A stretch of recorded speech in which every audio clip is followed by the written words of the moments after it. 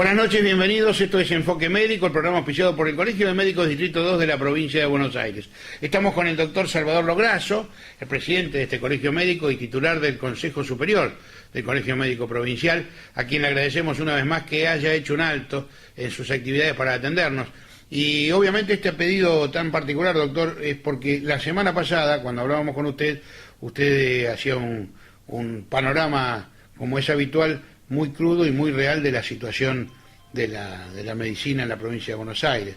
Yo quisiera que usted nos ratificara, nos rectificara esa situación, por favor. Mire, la situación sanitaria no es privativo de la provincia de Buenos Aires ni de un partido, sino que es un problema de tipo nacional. Es decir, la salud no es una política de Estado. Nosotros no vemos de que realmente los referentes políticos o los gobernantes actuales realmente se ocupen y hablen de la problemática de salud, ya sea en el ámbito de su jurisdicción o en el ámbito nacional.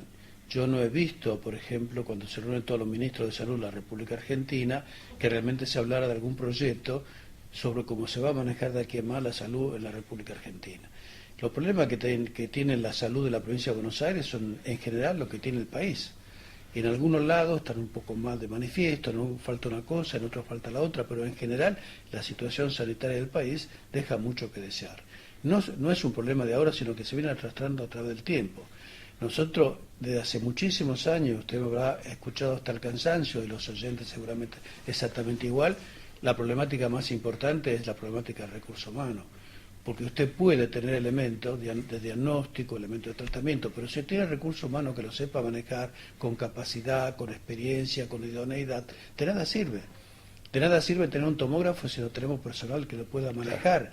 No sirve si no tiene usted un buen servicio de contratado para el mantenimiento.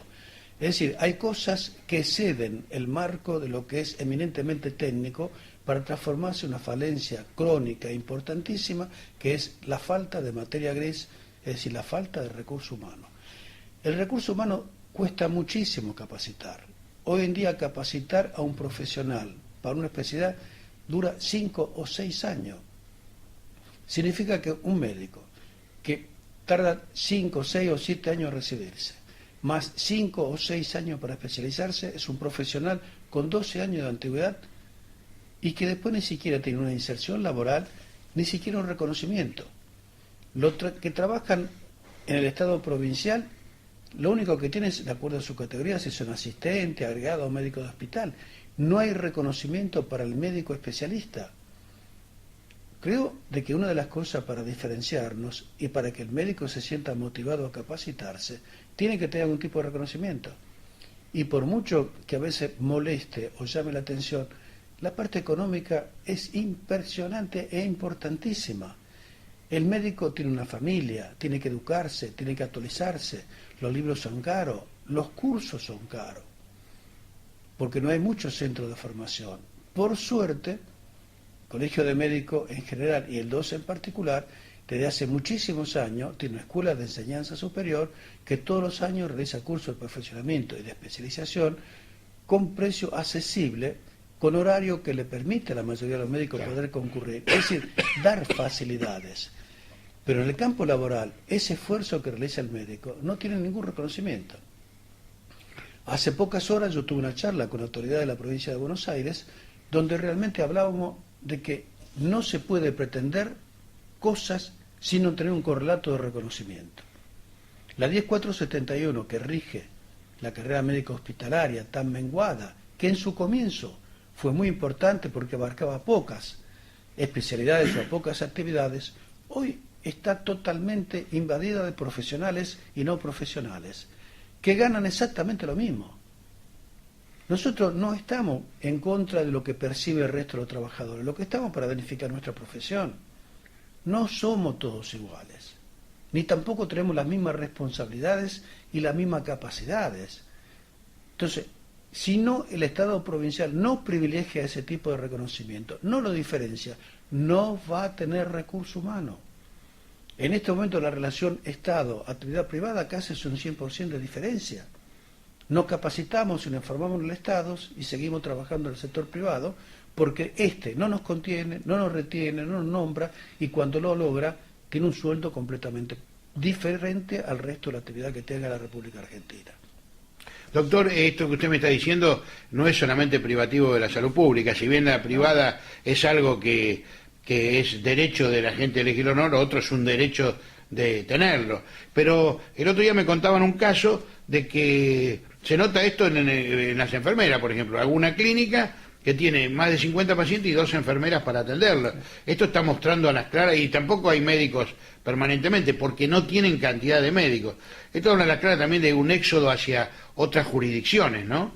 Mire, el problema del profesional hoy en día, usted fíjese la cantidad de servicios de emergencia que existen. No tienen personal especializado, la inmensa mayoría de ellos. Son jóvenes recientemente recibidos. Sin embargo, perciben el doble de lo que persigue un médico de guardia con 15 o 20 años de antigüedad en un centro asistencial provincial. Claro. Por mucho que usted quiera la institución, por mucho que tiene puesto la camiseta, hay algo que es importante, que son sus necesidades básicas. Uno tiene una familia, tiene que mantenerla. Las cosas no hace falta que yo las explique con la inflación que ha habido. Por mucho que uno quiera el hospital o por mucho que quiera un servicio, hay estado de necesidad y el médico va a tener que empezar a optar. Lo peor que puede hacerse es obligarlo a la opción, porque no siempre uno acierta, porque por un lado está el cariño hacia la función pública y por otro lado está una necesidad que tiene su familia. Y en esa opción habitualmente no es fácil, pero generalmente uno opta para tener un mínimo de seguridad a su familia, un poco de bienestar. La provincia está total y completamente equivocada en la discusión salarial. Los médicos en la provincia de Buenos Aires somos 15.000 o 16.000, no mucho más que eso. Usted puede formar una paritaria médica, discutir con los representantes de los colegas de los centros asistenciales provinciales y aquellos que adhieren, y puede tener un convenio colectivo con los médicos diferente al resto de la administración pública. No es lo mismo discutir un convenio colectivo de trabajo para 300, 350.000 agentes que discutir algo con 15.000. No puede ser que el médico, su incremento salarial está atado y supeditado a lo que logre el resto de la administración pública. Con el agravante de que durante muchísimos años, muchos gobiernos provinciales, cada vez que había un incremento por los agentes de la administración pública, excluía la carrera, por lo tanto los médicos no tenían ningún tipo de incremento. Y si lo tenían era por debajo de lo que lograba el resto de la administración. Entonces, si usted suma los años que no se han movilizado los sueldos en este momento, por muy porcentual que sea el incremento, un incremento de nada es nada. Hoy los sueldos de la administración pública, yo hablo nada más que por los médicos, no quiero bajo ningún concepto opinar del resto de los trabajadores, a pesar de que no lo conoce, son bajísimos. Son bajísimos. Por eso no se logra ni siquiera reemplazo de guardia, por eso no se logra que personal altamente capacitado ofrezca sus servicios. Fíjese que en algunos hospitales hasta servicios contratados se han tenido que suspender. Sí. No hablemos inclusive de lo que es la seguridad en el centro del trabajo, es decir, hay una serie de factores. Pero reitero, y espero de que las autoridades actuales o las futuras empiecen a tomar realmente real dimensión, cuál es la problemática de salud de la provincia y empiecen a reunirse con las entidades médicas para aportar solución, que las hay y son fáciles de llevar a cabo.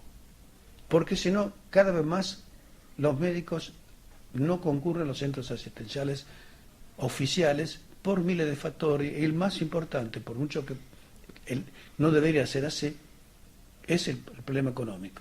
Claro, usted dice no debería ser así, pero usted lo planteó muy bien. El médico también, o la mujer del médico, llegado el caso, tiene que ir a la verdulería, a la carnicería, cargar nafta en el auto si que quiere ir a trabajar convenientemente. Es decir, todo eso, afrontar las situaciones de inseguridad que hemos visto en las últimas semanas, se han visto agravadas en la región, inclusive con médicos que han visto invadidas sus casas por delincuentes. Todo esto nos habla de un panorama desalentador. Me decía un colega suyo el otro día que él vive en Misiones, en Puerto Iguazú, prefiere trabajar en Brasil, trabaja en Brasil, no sé cómo habrá hecho, habrá validado el título, no sé cómo será, trabaja en Brasil, que cobra 3 veces más que lo que cobra en Misiones. Mire, el problema ese fue simple. Brasil no tiene, hay lugares de Brasil que no hay un solo médico. De la misma forma que hay lugares en la República Argentina que no hay médico. Nosotros tenemos una estadística de ubicación de los médicos de la provincia de Córdoba, donde con gran asombro en la última reunión de Confemeco, hemos descubierto que hay localidades con cero médicos, no la falta de un especialista. Y no parajes, localidades. Y todo, la inmensa mayoría, casi el 80-82% de la cantidad de médicos que tiene Córdoba está en la ciudad de Córdoba. Claro. El resto tiene el mismo déficit que tiene cualquier otro país, en cualquier otra provincia. El problema de admisión es muy simple, el gobierno brasileño paga $5.000. Y hay médicos que cruzan nada más que un poco la frontera y trabajan, y además como no le requiere más que tener el título habilitante y la matrícula de la República Argentina, trabajan $5.000. Y hay sueldos en Misiones que nos llegan a 1.700 pesos. Y Misiones tiene centros importantes sin médicos. Ahora, fíjense ustedes qué ha hecho la gobernación de Misiones para retener a esos colegas, para garantizarle la prestación a sus ciudadanos que lo eligen y que depositan en ellos su confianza. ¿Qué han hecho? Han permitido de que muchos médicos migren a Brasil para tener un mejor bienestar económico en detrimento de la atención de su población. Espero de que esto no se contagie y que realmente empecemos a tomar conciencia de lo que significa todo esto. El mes que viene hay una jornada que se hace todos los años, atención primaria, que la hace en Mar del Plata durante 3 días, y todos los años vamos y hablamos de la importancia de atención primaria, pero realmente la atención primaria de la salud no avanza, y es un débito importantísimo que tienen las autoridades hacia la sociedad de no haber mejorado la atención primaria. La atención primaria es la medicina preventiva, es la que hacíamos los médicos de barrio, que estábamos con nuestra familia, que conocíamos todas las problemáticas, que actuábamos como mediadores en conflicto interno a veces, hasta algunas veces. Sin embargo, desapareció el médico de barrio y se terminó la atención primaria. Hoy se dio capacitación a la superespecialidad en detrimento de aquel que tiene un contacto permanente con la gente, con la familia, con los hijos, con la sociedad que rodeaba donde él vivía y que permitía de que actuara como mediador en muchos problemas. No solo problemas de salud, sino problemas de tipo personal que con la mediación del médico se arreglaba. Hoy no tenemos un buen médico de familia porque realmente no tiene un reconocimiento. Cuando nosotros hicimos la especialidad de médico de familia, no tenía inserción laboral. Nadie contrataba a un médico de familia, más todavía se lo descalificaba como médico de tercera. Claro. La gente le dio mucha prioridad a la superespecialización. Y nosotros tenemos que volver a ese médico integral. Tenemos que empezar a reconocer la materia gris. Materia gris, que no tiene ningún reconocimiento y que no tiene valor. Si el Estado no valora la materia gris de los médicos, creo que va a tener serios problemas y la salud va a tener un serio problema. Doctor, ese panorama que usted me describía de Córdoba hace pensar que debe ser escalofriante en provincias como Chaco, Formosa, La Rioja, Catamarca, es decir, provincias que están inclusive con parajes o localidades o ciudades prácticamente inaccesibles. Muchos colegios o consejos de la República Argentina están haciendo relevamiento del recurso humano que tienen. Es decir, cuántos médicos tiene, cómo lo tiene distribuida, cuántos especialistas, en qué etapa etaria de la vida de ellos tienen mayor o menor. La inmensa mayoría en algunas provincias de especialidades son los pediatras. ¿Por qué? Porque nuestra profesión tiende a ser una profesión de mujeres. Entonces es natural. Porque además la pediatra es madre, es esposa, tiene otra sensibilidad frente a los chicos, tiene un manejo diferente. Y he sido prácticamente invadido por la inmensa mayoría, no por todo, porque hay pediatras también, pero la inmensa mayoría son mujeres. Ahora, el sistema de trabajo que tenemos nosotros en la provincia de Buenos Aires, es impensado que una mujer esté ausente 24 horas de su casa, en una guardia, que no son 24, porque amanece el otro día en el hospital y se queda hasta el mediodía para cumplir un mayor horario. Significa de que está prácticamente 2 días ausente. ¿Y quién se ocupa de su familia? ¿Quién se ocupa de sus hijos? ¿Con quién los deja? Le sale mucho más caro tener una persona que se ocupe de cuidar a sus hijos que lo que le pagan el Estado o la relación de dependencia con el trabajo que realiza. Creo que tenemos que terminar de una vez por todas con todo esto. Y el servicio de emergencia hospitalario tiene que ser reformulado. El que tiene que estar de guardia no es el médico, sino el hospital, en sus diferentes especialidades. Y no que haya un médico especialista de guardia, que el día que se enferme, y como no hay reemplazo, y además no lo consiguen para que vaya, esa especialidad se queda sin cobertura. No quiero pensar la presión que recibe el médico, que no es especialista y que tiene que atender una patología de la cual no está formado. Claro. Y ahí por eso empiezan las agresiones, empieza la demanda, empiezan los insultos, empieza y no se sabe cómo termina. Yo recuerdo que en nuestra época la guardia estaba completa. Hoy se vuelven locos los jefes de guardia, los médicos internos, para lograr un reemplazo. Reemplazo que en el peor de los casos, que a veces se consiguen, tardan meses y meses en cobrarlo.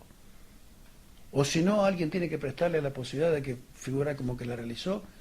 Y además, hoy en día los médicos que hacen guardias y además perciben un salario como médico de planta, incrementan su haber y después resulta que la guardia esa sale gratis porque se lo descuenta por ganancia. Claro, claro. Entonces, hoy es mejor no realizar una tarea numerativa mucho más importante porque después nada más que contribuye al arca del Estado.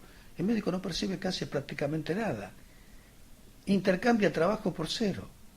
Entonces, ¿por qué la invitación que ahora todo el mundo está lanzado con la apetencia de ser presidente, gobernador, intendente, concejales, etcétera, etcétera, ¿por qué no empiezan a proponer y a decir cuáles son sus ideas, su proyecto? ¿Cómo ven la salud? ¿Qué piensan hacer? ¿Están conformes con lo que hay? ¿Qué es lo que quieren modificar?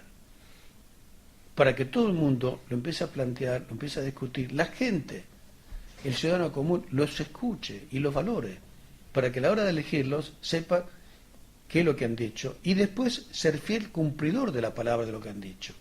Porque podemos prometer mucho y después a la hora de la verdad no cumplir con nada, porque total ya tengo el cargo asegurado, ustedes me eligieron y a partir de este momento yo tengo por un periodo completo mi mandato y nadie lo puede tocar.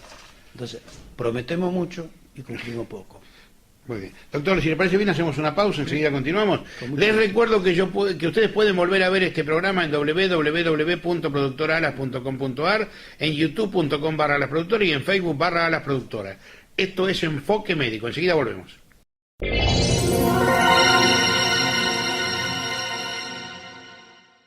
Si usted está pensando en hacer un viaje, no deje de ir a quienes más saben del tema.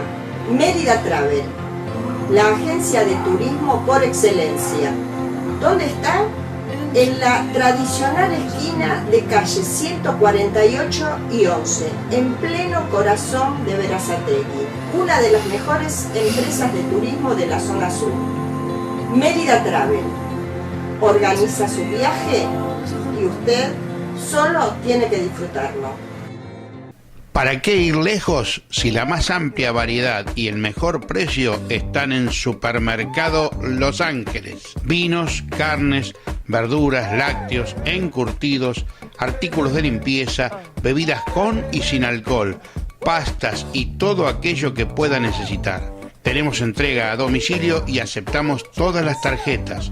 Supermercado Los Ángeles, calle 137, número 3680, esquina Avenida Eva Perón en Ranelagh. Estacionamiento propio. Haga su pedido al teléfono 4258-2042 o 4258-4619 o por mail a pedidoslosángeles@yahoo.com.ar. Para construir, ampliar o modernizar su casa, usted tiene un aliado formidable, Corralón Fava, más de 50 años al servicio de la comunidad, con los mejores precios y calidad de toda la región. Próximamente, hormigón elaborado. Encuentre en Fava todo lo necesario para su casa. Tenemos tarjetas de crédito, no deje de consultarnos. Avenida Eva Perón, 2550 en Ranelagh. Teléfonos 4258-8408 y 4258-2476. Combustibles Trivi, con toda la fuerza de Petrobras. Cumplimos 20 años y le brindamos cada día más y mejores servicios. Los esperamos con nuestra acostumbrada calidad en combustibles líquidos, el GNC más rendidor, engrase, lavado a vapor, automercado y café. Cargue combustibles Trivi y ponga primera. Avenida Mitre y 5, Berazategui. Teléfono 4256-2941.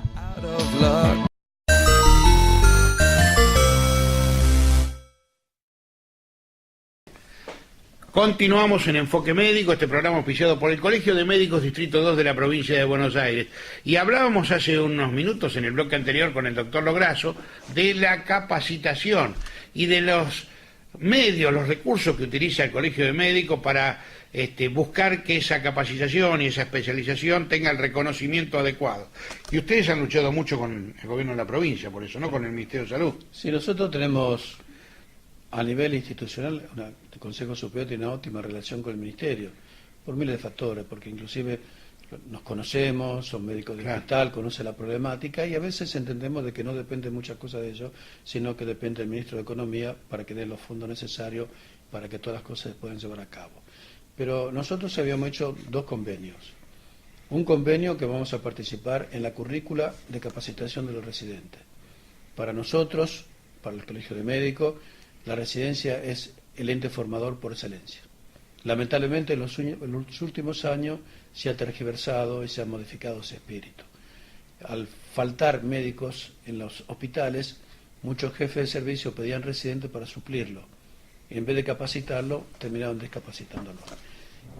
Razón por la cual nosotros hicimos un convenio, vamos a participar en la currícula, vamos a participar en la evaluación de los residentes en cuanto a lo que significa la evaluación de los exámenes respectivos para promoverlo al año siguiente, para aprobar la residencia respectiva.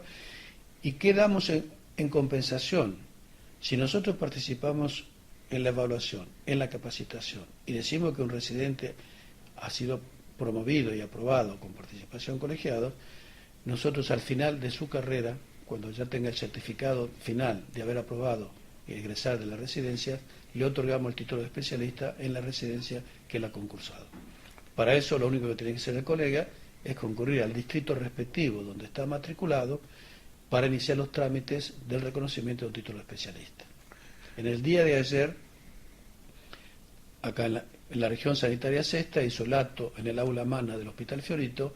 Muchos residentes de nuestros distritos recibieron la certificación y me consta que algunos de ellos, una cantidad bastante importante, ya han concurrido a nuestra sede para gestionar el título de especialista. El otro tema que nosotros tenemos y que realmente cada vez se nos hace más dificultoso entender a los funcionarios es el convenio que se firmó para el reconocimiento de los títulos de especialista de los médicos que otorgan los colegios de médicos de la provincia con el Ministerio de Salud de la Nación. Por razones que escapan a nuestro conocimiento, porque son cuestiones de estadística y de datos estadísticos que muchos de los médicos, yo en particular, no manejamos, esto se viene cada vez demorando mucho más. A nosotros nos pidieron una serie de datos para poder ser elevado a Nación, para que lo pongan en el programa y puedan ser reconocidos como tales. Día a día, cada vez que presentamos la lista que están en condiciones, nos cambian las cosas, etc. El día de ayer yo tuve una entrevista política con la secretaria de Planificación, que es el doctor Costi, y la doctora Caballero, que están en fiscalización, para ver cuál es el problema y dar un corte a esto. Porque no puede ser que un convenio que hace más de 8 meses que se firmó todavía no se puede poner en vigencia. Lo cual, con legítimo derecho, los médicos entienden que realmente, ¿qué firmamos? O suponen que el Colegio de Médicos es el responsable de la desidia de no avanzar con este convenio. Por eso, a partir de hoy, vamos a reunirnos con la gente de computación nuestra, vamos a dar alineamiento para empezar a elevar la lista de especialistas para que sea remitido a Nación, para que los médicos no tengan ningún tipo de dificultad. O sea, ¿los colegios van a remitirlo directamente a la Nación? No, nosotros lo mandamos a fiscalización de la provincia y la provincia lo eleva a Nación. Porque un trámite más rápido. Nación dice que el único convenio que puede tener vigente es entre ministro y no con entidades. No es así, pero bueno, eso fue lo que ellos... ¿Pero no lo firmaron ellos? Sí, ya está firmado. Lo que pasa es de que los datos estadísticos que se requiere y la información de cada profesional no conforman lo que tiene el Colegio de Médicos. Usted no se olvide de que nosotros tenemos colegiados de más de 40 o 50 años, claro, donde en aquel entonces el requerimiento de información era mínima. Hoy se exige una serie de datos que lamentablemente en el legajo profesional no figuran o son muy engorrosos y nos cuesta mucho. Pero tenemos casi más del 60% de especialistas con título habilitante que sí reúnen esas condiciones y que por diferentes motivos no eran aceptados. Aparentemente, por la información que tengo, ya han sido solucionados y hoy veremos cómo elevamos esa información para que prontamente el Ministerio de Salud los incorpore y el médico no tenga ningún tipo de dificultad. Una de las cosas que vamos a hacer nosotros, nuestro colegio, es realmente una de las cosas que más indigna es el poliempleo. El médico, para tener un sueldo medianamente digno que le permita llegar a fin de mes, tiene que tener 3 o 4 empleos. Es imposible que un profesional médico tenga que mitigar para llegar a fin de mes. Nosotros vamos a hacer un estudio para ver cuál sería el salario que garantice al profesional cubrir sus necesidades. Y tenerlo como base estadística y como referencia para que cada vez que vayamos a discutir con autoridades, le tenemos que decir, mire, el médico menos que esto no puede ganar. Por esto y por esto. Y además lo vamos a hacer por edad, porque no es lo mismo la necesidad de que tiene un profesional que llega a los 50, 60 años con alguien que recién se inicia. Uno entiende que a los 60 años ya tiene una familia constituida, los hijos son grandes, los gastos son menores y las expectativas son menores. Mientras que el médico que recién empieza tiene toda una expectativa de formación, formar un hogar, tener una casa, educar a sus hijos, capacitarse, etcétera, etcétera. Porque ya estamos cansados de que la inmensa mayoría de la sociedad sigue entendiendo que los médicos somos ricos. Y el Estado nos paga muy mal, si que realmente podemos entender que eso es pagar, y nos cobra demasiado. Nosotros somos los ricos pobres. Figuramos como ricos, nos cobran como ricos y percibimos como pobres. Y lo peor es que siguen pensando de que somos ricos. El médico es un asalariado y tiene las mismas dificultades que tiene cualquier asalariado. Hoy en la República Argentina, salvo honrosas excepciones, los sueldos que perciben los que trabajan en relación de dependencia son bajos. Y encima ahora con el invento del impuesto al trabajo, mucho peor todavía. Parecería ser que hoy en día tener un buen sueldo o un sueldo mediocre en la República Argentina es un pecado. Y como tal hay que castigarlo. ¿Y cómo se lo castiga? Participando en lo que percibe el trabajador. El problema es que uno se pregunta en qué se utiliza ese dinero y para qué se utiliza ese dinero.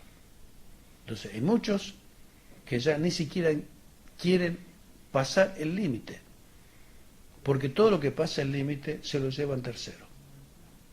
Pero nunca se ha fijado cuál es realmente el sueldo real que necesita un profesional para vivir con dignidad, para capacitarse, para tener su casa, para tener su medio de transporte, para que sus hijos vayan a la escuela, etcétera, etcétera. Muy bien. Usted también sabe lo que está pasando.